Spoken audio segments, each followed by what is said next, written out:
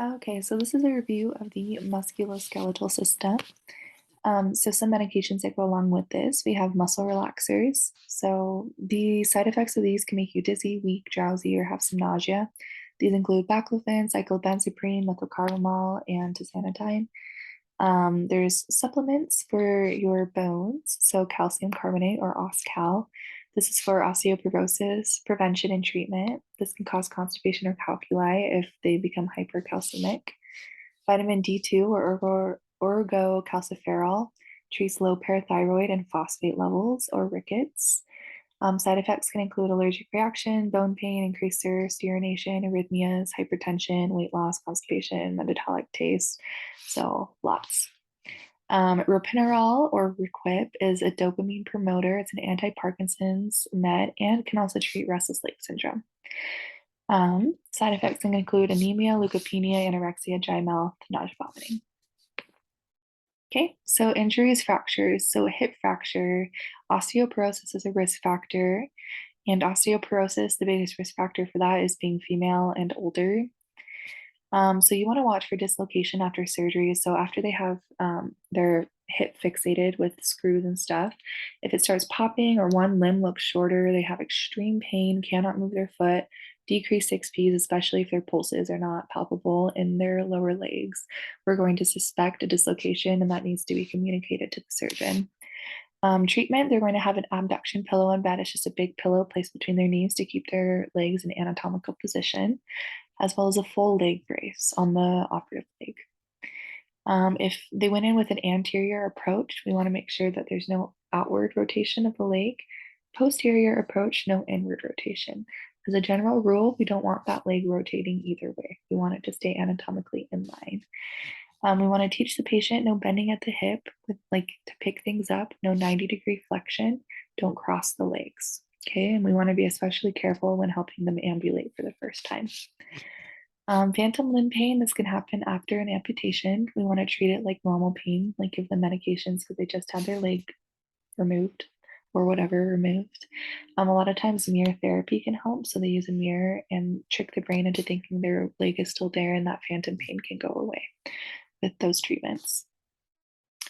ACL injury, they might hear a pop during what's called the Lockman's test. So that's with our knee. Torn meniscus, a McMurray test, you'll hear a click. Hip dysplasia, Ortolani's or Alice test, you hear that hips click a lot of times with babies. Carpal tunnel is a compression of the median nerve. If you tap, you'll feel a tingle, and that's the Tinel's sign, so tingle, tap.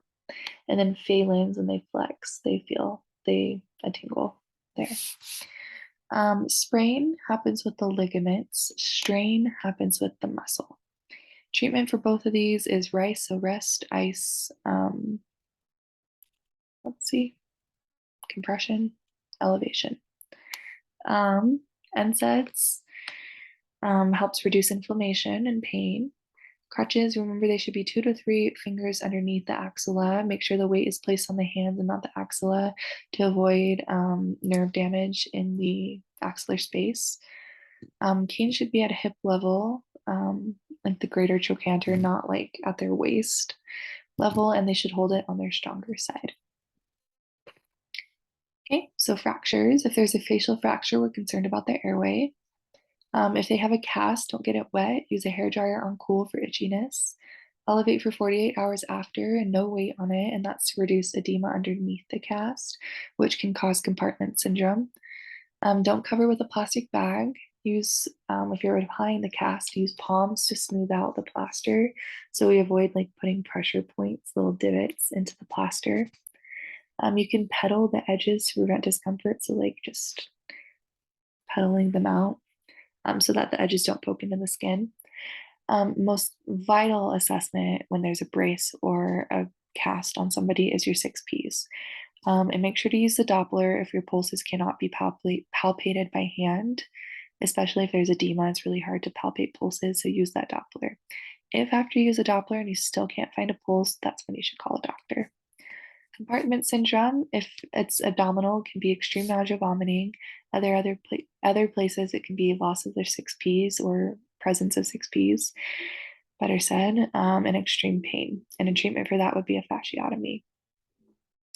Okay, and these are different types of fractures down there if you want to review those yourself. So problems can arise from being bedbound. You can lose muscle, foot drop, which is down here. The Achilles tendon contracts, and the peroneal nerve also contracts, and it leaves them unable to lift their foot, like dorsiflex it, and that will mean they can't really walk. So we want to keep their foot in an anatomical position like that when they're laying in bed, not like that. Okay. Pressure injury, so turning every 2 hours, bed changes, ambulation. Well, they're bedbound, so no ambulation, but urinary stasis, so this could be a problem with bedbound patients. This can lead to UTI, so they may need a catheter or trained urination. Constipation, because they're not moving, so we want to increase fluids and fiber before sending them on laxatives, and psych issues. Depression, delirium, so make sure to like open the blinds during the day so they see sunlight and then close them at night so that they don't have like sundowners. Okay. There's different disorders. So spinal deformities or scoliosis, kyphosis, which is the hump on the upper back. Lordosis, this often happens with pregnant ladies. Osteomyelitis, this is an infection in the bone. It often sequestrates, so it creates its own little like sphere where like antibiotics are really hard to puncture it. So they need pretty much long-term, like IV antibiotics over a long period of time. So most likely they're going to get a PICC line or a CVAD. Tumors or cancers. There's an increased risk for pathological fractures with bone tumors or cancers. Muscular dystrophy is an X-linked disorder, so passed on from moms to boys, and it causes muscle wasting. Intervertebral disc disease, so there's osteomalacia or rickets in kids. It's a vitamin D deficiency. Vitamin D helps absorb calcium in the gut, so you need both. Osteoporosis usually happens in older white women. They can lose their height, get lordosis or kyphosis. Biphosphonates, they have to sit upright for 30 minutes and drink it with a full glass of water after they take them. Weight-bearing exercise helps take in the calcium from their blood into their bones, and increase low-fat dairy products. Okay, some other disorders. Septic arthritis can happen from a staph infection, can lead to tissue death around that area. Osteoarthritis versus rheumatoid arthritis. So there are differences. Osteoarthritis is non-inflammatory, while rheumatoid is inflammatory. Osteoarthritis is asymmetric. Rheumatoid is symmetric. Osteoarthritis has no systemic manifestations, while rheumatoid has systemic. And it's autoimmune and chronic. Okay, osteoarthritis is usually worse in the morning, so you want to schedule exercises for the evening. They can use assistive devices to protect from injury. They can alter the routine as well. Heberden's nodes are distal nodes and Bouchard's nodes are proximal. So if you look at this picture up here, Heberden's are distal, so away from the core of the body, and then Bouchard's are proximal, so closer to the core of the body. Other things with rheumatoid arthritis, this can affect all body systems. So I don't know how to say this, but Sjögren's syndrome means dry eyes and a mouth. Felty syndrome is a large spleen, so hepatosplenomegaly. In the blood, you'll find rheumatoid factor and C-reactive proteins, which are indicative of inflammation. Rheumatoid arthritis often begins in the fingers, nodules. You'll see like an ulnar drift. And so like all the fingers will be drifting towards like the thumb towards the ulna, so like that. Boutonniere, shape of the fingers, swan neck shape. Crepitus, like that cracking, is normal, so nothing to be really concerned about. What's not normal, if like one finger is like red and inflamed and the rest are like looking okay, it's most likely an infection and not a flare-up of rheumatoid arthritis. So during a flare-up, however, acute pain is a priority. They're not going to be able to do anything if their pain is a problem, so treat that first. Some other treatments can be using a firm mattress, no pillow under the knees to avoid the knees locking up, and using moist heat. Moist heat just allows that heat to penetrate deeper into the affected area.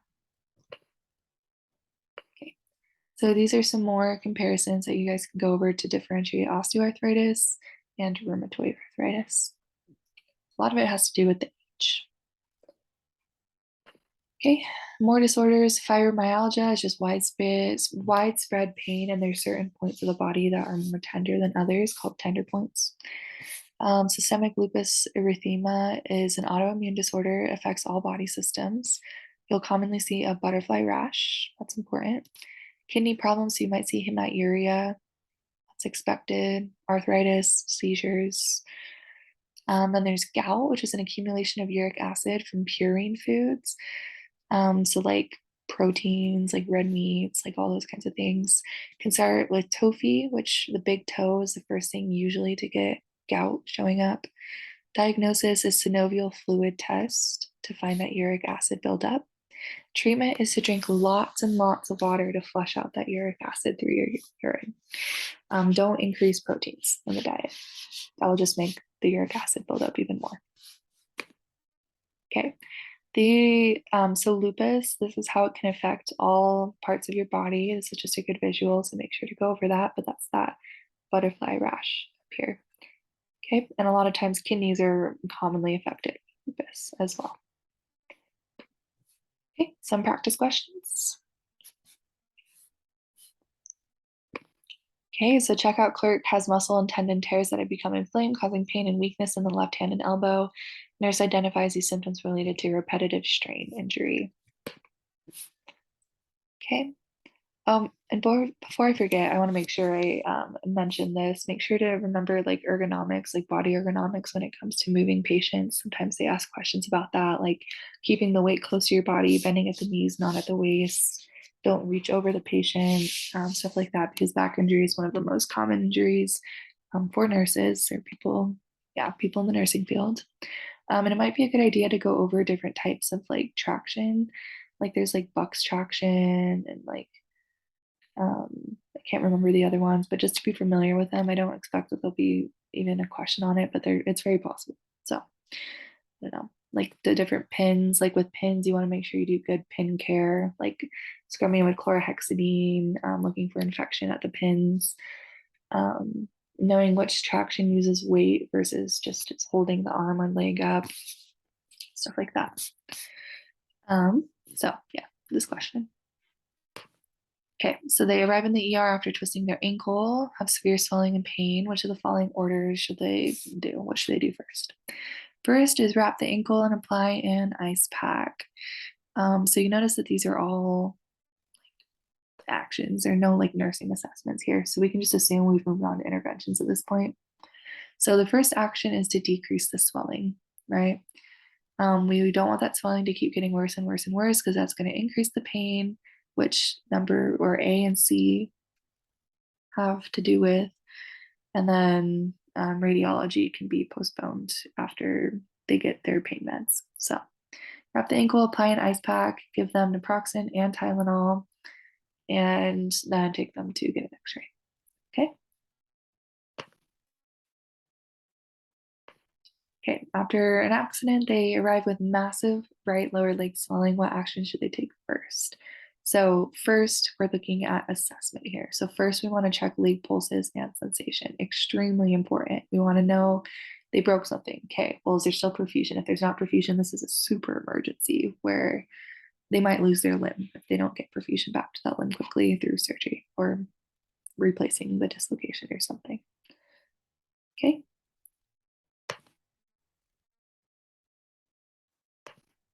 Okay, so this is sort of what I was talking about. They have internal fixation, displaced fracture. Priority nursing intervention is risk for infection related to disruption of skin integrity. So yeah, the risk for infection is greater than problem of impaired mobility because there's more complications that can come from risk of infection. Okay. Patient has multiple fractures, has a long arm plaster cast for immobilization. Until the cast is completely dry, the nurse should handle the cast with the palms of the hands, and that's to avoid creating those divots that can create pressure points and ulcers. And all of the other ones are pretty much contraindicated. We want it in an elevated position, not dependent. Gauze around the cast edge to pad any roughness. No, we would pedal the edges. D, cover the cast with a small blanket to absorb dampness. We don't want to cover the cast with anything. Okay.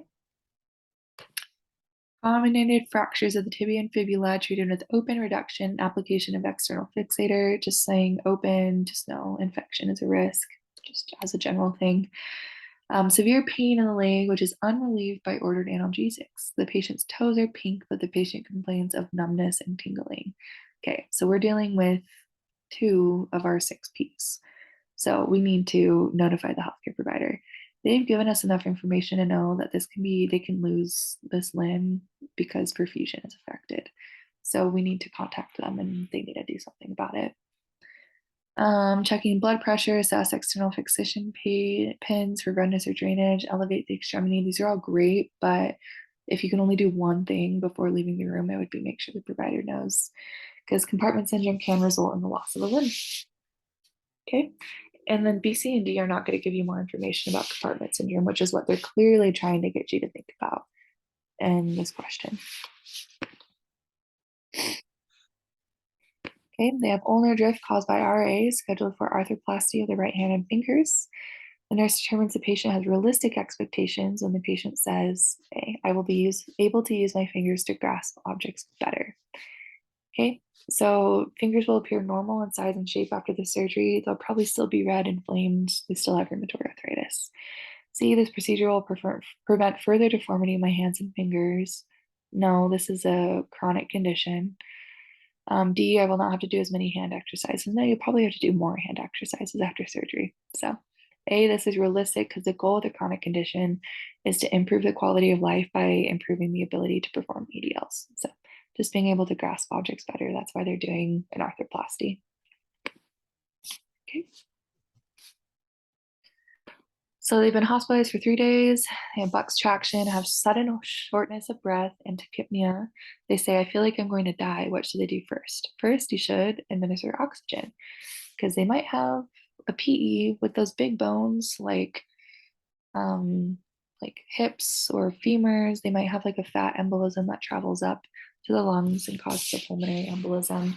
So the quickest, easiest thing you can do to help them with their shortness of breath and tachypnea is oxygen.